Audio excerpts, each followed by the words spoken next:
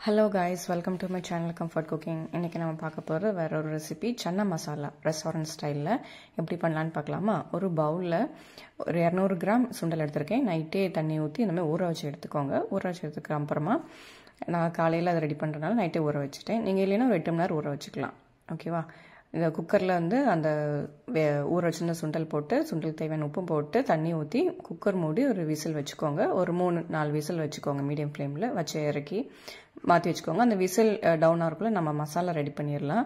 ஒரு பேனில் வந்து ஒரு டேபிள் ஸ்பூன் கடலெண்ணெய் எடுத்திருக்கேன். அதில் வந்து 2 பெரிய வெங்காயம் மசாலா அரைக்கணும். குட்டி குட்டியாக பண்ணல, ரஃபாக சாப் பண்ண போதும். போட்டு நல்லா வதக்கிக்கோங்க. வெங்காயம் நல்லா வதங்கணும். பார்த்தீங்கன்னா வெங்காயம் நல்லா வதங்கிருச்சு. வதங்கினதுக்கப்புறமா ஒரு துண்டு இஞ்சி 2 பல் பூண்டு அதுவும் ஆட் பண்ணதுக்கப்புறமா 2 தக்காளி அதையும் நல்லா ரஃபாக தான் சாப் பண்ணியிருக்கேன். போட்டு நல்லா வதக்கிக்கோங்க. வெங்காயம் தக்காளி நல்லா வதங்கணும். தக்காளி எல்லாம் வதங்கினதுக்கப்புறமா 1/2 டீஸ்பூன் வந்து மஞ்சத்தூள் போட்டிருக்கேன். 1 டீஸ்பூன் வந்து ஜீரகத்தூள், 1 டீஸ்பூன் வந்து கரம் மசாலா, 2 டீஸ்பூன் வந்து மல்லித்தூள், அதுக்கப்புறமா 1 டீஸ்பூன் வந்து மிளகாத்தூள். இது எல்லாத்தையும் ஆட் பண்ணி திருப்பி நல்லா வதக்கிக்க போகிறோம். இந்த மசாலாவோட இந்த வெங்காயம் தக்காளி வந்து நல்லா வதங்கணும்.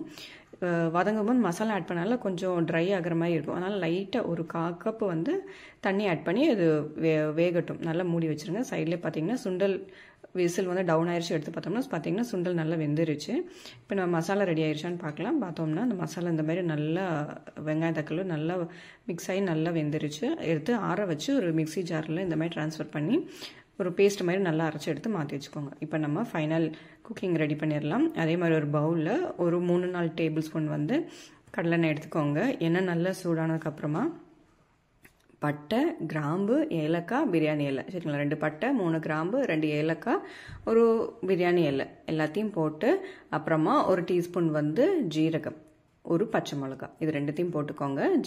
ஜீரகம்லாம் நல்லா பொரிஞ்சு வரும்போது நம்ம இந்த அரைச்சி வச்சுருந்தோம் இல்லை மசாலா அது வந்து ஆட் பண்ணிடலாம். மசாலா அப்படியே ஊற்றிக்கோங்க.